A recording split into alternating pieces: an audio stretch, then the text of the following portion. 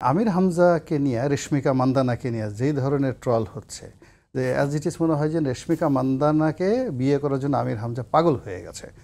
কিন্তু ব্যাপার হলো তিনি যে জিনিসটা বোঝাতে বলতেছে যে এই সময়তে সারা ওয়ার্ল্ডের একটা প্রিটিয়েস্ট ফেস, তার দিকে যদি আপনি তাকান আপনি বুঝতে পারবেন যে আল্লাহ কত সুন্দর করে একটা মানুষ তৈরি করতে পারেন। আমি তার ভাষণটা শুনছি, এখন এটা স্মরণ করার মতো না। এই যে উনি একজনের প্রশংসা করলেন, এই প্রশংসা কিন্তু ইসলামে বৈধ এবং এটা সুন্নত। আল্লাহ রাসূল এরকম, আপনি একটা ভালো পুরুষ বা নারী আল্লাহ সুন্দরভাবে তৈরি করেছেন, একটা ফুল তৈরি করে আপনি তাকাই থাকবেন, তো ওটা আমরা হজম করতে পারিনি। আমাদের ঘটনা হলো যে আমি রেশমিকা মান্দানিকে এত ভালোবাসি, আমির হামজার এত সাহস হইল সে ওয়াজ করে, হুজুরগিরি করে, সেই কারণে নায়িকাকে নিয়ে প্রশংসা করবে। আরও বিষয়গুলো তো মানে সবই তো আমরা দেখলো পাই সামাজিক যোগাযোগ মাধ্যমে আসে, যেরকম যে জামাত দাড়িপাল্লায় ভোট না দিলে ইমান থাকবে না, তারপরে রোজা হজ জাকাতের মতো ইমাম নির্বাচন করাটাও ফরজ, নানান বিষয়গুলো আসে।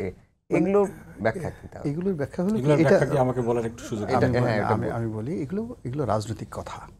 ফার্স্ট থিং হলো যে রাজনীতির ময়দানে প্রত্যেকটা রাজনৈতিক দলই এমন সব কথাবার্তা বলে, এখন সামাজিক মাধ্যমে আসার কারণে না আমরা ওইগুলো বিশ্লেষণ করি। মঞ্চে দাঁড়িয়ে মাইক পেলে প্রতিপক্ষকে দমন করার জন্য, ভোটারদেরকে মানে খুশি করার জন্য অনেক বক্তা চোখে পানি, মানে পিয়াস চোখে লাগিয়ে এমন কান্নাকাটি করে যে আমার আর দুটো ভোট ভিক্ষা দেন, আর জীবনে আমি করবো না, আমার জীবনের শেষ, আমি আর বাঁচবো না, 80 বছর বয়সে আমার কয়দিন, মানে এটা হলো আমাদের দেশে একটা ট্রেডিশনাল রাজনীতি।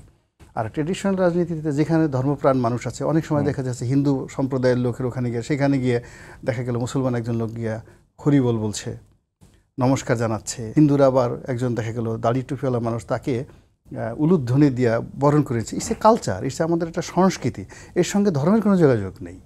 তো আমাদের বুঝতে হবে যে এখানে আমরা যাকে বলা হয় রাজনীতি করতে নেমেছি।